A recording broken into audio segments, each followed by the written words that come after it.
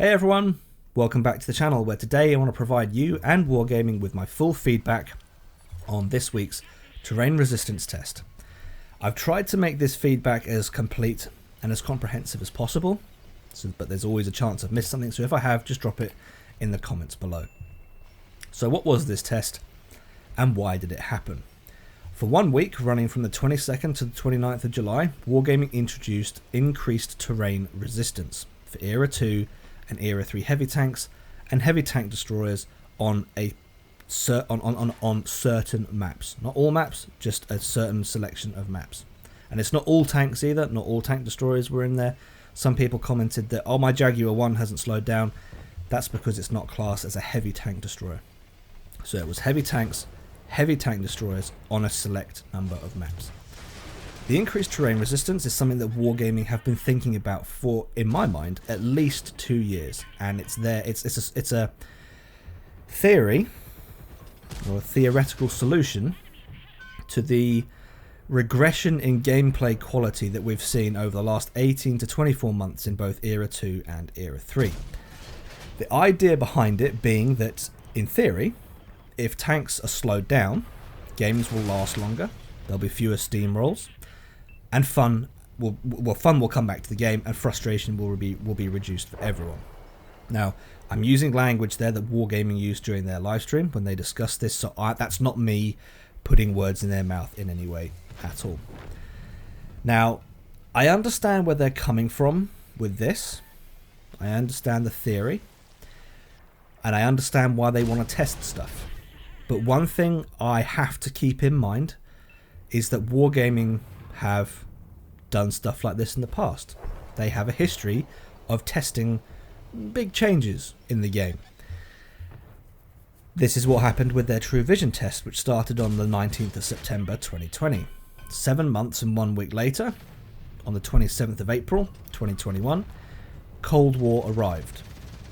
Now, the reason I mention this is because, and this is again from memory, if I'm wrong I apologise, but I do believe I'm correct in saying that there was a majority against True Vision. The number that pops to my head is 52% majority. That's not a huge majority, but it is a majority nonetheless. And that was a majority of people saying they didn't like it. But that didn't stop Wargaming from doing what they had planned, because the wheels of Cold War were already in motion in the background, behind the scenes. There was no stopping it, despite what the community had said about True Vision. So they tested True Vision, the majority didn't like it, but that feedback didn't really amount to much, because the momentum for Cold War was already there behind the scenes. There was no stopping it, even though the majority didn't like it. So why do I bring this up? Well, this was a test. We're now looking at terrain resistance tests, and I can't help but remember what happened the last time something was tested, and I don't know, basically, is what I'm getting at here. I don't know if this is going to come into the game or if it's not going to come into the game. I don't know if there's already momentum behind this. I don't know if our feedback's going to matter. I really have no idea. So I'm taking everything that Wargaming say with a pinch of salt, and no, even though I have this kind of memory of what's happened before, I'll still give them I'll still give you and Wargaming my feedback. And I do have mixed feedback on this test, but the one thing that I do try to keep in mind is that hopefully what we've seen is not fixed, and there is still balance to be found within the results of this test. And even during this test, we all noticed there were things that could be changed, could be tweaked. But for the most part, as a game, World of Tanks does need to be balanced. And the balancing mechanic that they've always used is the concept of tank design called the Iron Triangle. Now, for those of you that don't know, the Iron Triangle is, just picture a triangle, 3 points, and on each point you've got, well, not on each point, you've got 3 points, and there are 3 attributes to each point. So you've got firepower, armor, and mobility, 3 things on 3 corners. Typically, a tank can only have 2 of these 3. The mouse World War II Tier 10 is an excellent example of firepower, armour and poor mobility. You could also say the E100 as well. The Leopard 1 is an example of firepower, mobility, but poor armour. And that is how the game has always been balanced. That is the core foundation on which the balance of World of Tanks has been built. It's how it's maintained itself, basically, is what I'm trying to say. And that's how it's done it for years. Cold War arrived in early 2021, and as time has gone by, the balance approach, that Iron Triangle balance approach, has been completely blown out of the water, because we now have vehicles in game that can do 85 to 100 kilometers an hour. They can do immense amounts of damage while also having an enormous amount of armor, whether theoretical armor or real armor. Modern tanks, and there's an argument to be made here, modern tanks are generally faster, they have better weapon systems, and they do have better armor. That's all true. There's no arguing about the reality of what the modern tanks are. But what needs to be kept in mind is that reality has never had a place in this arcade game. This is the point that Wargaming made very clear, and this is their lead game designer BAM1500. He made this point on their live stream on the 18th of July. The changes that Wargaming are planning to make are not about reality. They're about bringing balance to the video game. It's about bringing balance to the arcade style video game. They're doing this, and again, I'll use the words, or the terms that they use. They're doing this so that fun can be restored and frustration reduced. So stepping away from reality completely and more towards game balance. So I know, and again, people do have the argument, oh, in real life, have you seen these tanks? Can you see what they can do? Yep, that's all true. It's all true what you're saying. Yes, these tanks are quick. Yes, all of that stuff, fine. But this is the arcade video game. We have to divorce the arcade video game from reality to an extent. And that's what has to be kept in mind during these tests. It's what I've tried to keep in mind during this test, or when looking at any of these plan changes, whether it's crew skills, premium tank balance, tech tree tank balance, terrain resistance, whatever it might be. We have to keep in mind that it's an arcade game. Reality has to be divorced from it to an extent. Otherwise we just end up with more of what we've got now. So I'll start my feedback by getting the negatives out of the way first. Okay, so Era 2 and 3 both have their fair share of tanks that you could call overpowered, broken, toxic, pay to win, a combination of the above, whatever, however you want to say it.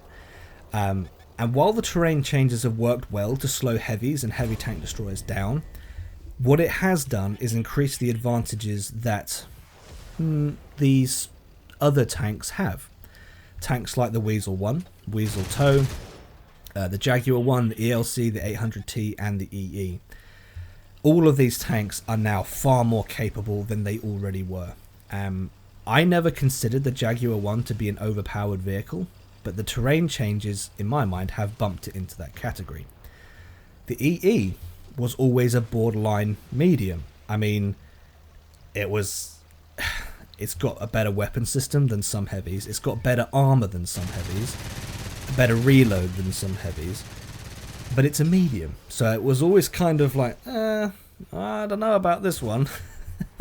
But these changes have meant that it surpassed all the heavies in terms of performance. It just was superior, even more superior than it already was. The ATGM tank destroyers are also another one to address, because their terrain resistance wasn't affected, so they could already move quickly. They've already got great concealment. They've already got the ability to hit very hard. But during this test, the cycle of these tank destroyers was basically find concealment, hit very, very hard from concealment, sometimes never being seen, disappear from the location they fired from so you can't find them, relocate, and repeat the whole cycle again. But they had the advantage of, even if they did get caught out, they could just run away. And this happened to me when I was playing the Weasel Toe. I got caught out by an M1A1, and I realised, hang on, I'll just run away from him. He can't catch me. I'll just run away, disappear, I'm tiny, go sit in a bush, shoot him again, which is exactly what I did. I think I ammo-racked him in the end as well. So, you know, it made the gameplay for the heavies and the heavy tank destroyers, even though it slowed it down and slowed the pace down, it just handed the advantage to all of these other, you know, these other premiums, mostly, well, yeah, premiums for the most part. They could just run away without fear of being caught. They could do whatever they wanted. And previously, like I mentioned, being able to run away was the problem, because before the terrain resistance changes, the defense or the attacking advantage was, if heavies could get within the minimum arm distance of these ATGM vehicles, they could fight back, because the ATGMs, well, they wouldn't arm, they wouldn't do full damage. So the heavies had to keep within the minimum arm distance to fight back, but they couldn't do that this time. And yeah, I really did notice the advantage being handed to, well, tanks like the Weasel, tanks like the Jaguar especially. Now, it's all well and good talking about the problems, but my suggestion for fixing this is it's kind of similar to what was done with the World War II artillery. Reduce the alpha per shot, also reduce the alpha per ATGM by 30 to 40%, but reduce the reload time by 10 to 15% and increase the fire penalty. So being small and well concealed can, you know, we'll call that armor, for example, if we're looking at the iron triangle, the balance of all of this. Being mobile is fine, but that leaves the firepower as the balancing factor. That's where the balance needs to be, which is why I'm suggesting nerfing the alpha, adjusting the reload time, fire penalty, so on and so on. The autocannon vehicles, though, they are another kettle of fish altogether. And this one, I found this one difficult to try and work out, because I can't really see any other way around. Just, you know, you just nerf them. Reconnaissance vehicles in Cold War are, you know, SPAA, so self-propelled anti-air, and infantry fighting vehicles. Those are the light tanks in the game. Their role is to scout. But some of these lights can put out immense amounts of damage in a very short space of time, like with ATGM vehicles. These lights are small, well concealed, which again is their armor. They're mobile, and they can hit incredibly hard. So if you're going to be a scout, you kind of still need to be hidden, you still need to be mobile, and that leaves the balancing factor once again being firepower. The lack of terrain changes for mediums was also quite noticeable, like I've mentioned with the EE. Mediums like the AMX-40, the Brennus, the Forad, they were in a class of their own, and it felt kind of strange to see them racing around while the heavies were lagging. They were lagging behind, but not in a medium's pushed up slightly. It's, no, that medium's rushed off and he's blatted that guy, and I'm not even there. I can't even get there to do damage. It was that kind of weirdness. It's like, okay, that seems a little bit too strong. And that to me was a noticeable negative in my eyes. I do think that mediums will need to have their terrain resistance tweaked, but not to the extent that the terrain resistance was changed for heavies and the heavy tank destroyers. For me, this, from a negative point of view, for me, this test really highlighted the disparity between the tanks that have and the tanks that have not.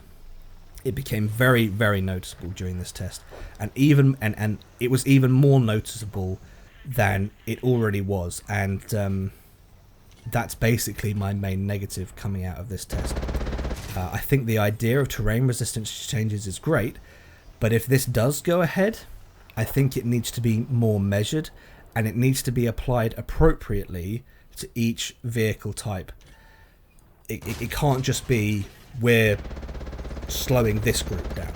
It's like, no, everything needs to be slowed down proportionally to the role that vehicle is supposed to play.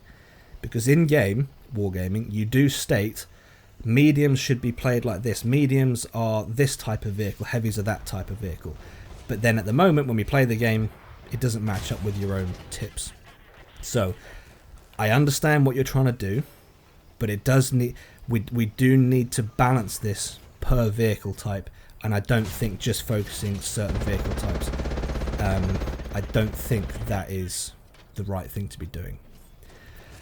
Okay, from a positive point of view, there's more to talk about, which is good in my opinion. So as a high level generalization, the game felt like, in my opinion, the game felt like it was returning to its roots. Vehicle roles felt more clearly defined. There was more gameplay strategy, and the pace of the games slowed down. When I played, I was getting kind of 2018, 2019 vibes from the game, and that was a time when what really mattered was tactics and knowledge and really knowing what you were doing, learning the game. And heavies like the T-72AV, the BZ-T-70, Conqueror, Merc 3, T-72BU, all of these tanks took on the feel of World of Tanks heavies.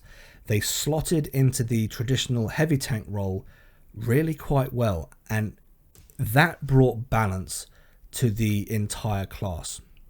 When I was in a heavy, I had to think about where I was going, what flank was best for my vehicle, where I could and couldn't play with the gun depression I had, because that became a serious thing to consider, because I couldn't just YOLO forward into the next bit of terrain that would help my gun depression. I was like, no, I'm stuck in this I'm not stuck, but this is the position I'm having to hold. I've got to play it more sensibly, because my gun depression is now a factor that's going to limit the damage output that I can, the damage I can put out there. So I enjoyed having to think more about my heavy gameplay. I had to think, like I mentioned, I had to think about where cover was, where I could and couldn't get to safely. Couldn't just YOLO out across an open space because I wasn't fast enough to get to the other side of whatever that bit of open space was. Map positioning really mattered, because once I'd picked a direction to go in, I was kind of committed. I mean, I wasn't like mouse committed where you pick a flank and there's absolutely no return from that location, but I still needed to think about where I was going, because the option of just mindlessly YOLOing everywhere and RBRTing everything at 80 kilometers an hour, that wasn't an option. I had to be more careful about what I was doing. The slower pace of the games also meant that for me, the map dynamics changed. We were still playing the same old maps, and the map that I've got in mind here is Fisherman's Bay, but I could play it differently.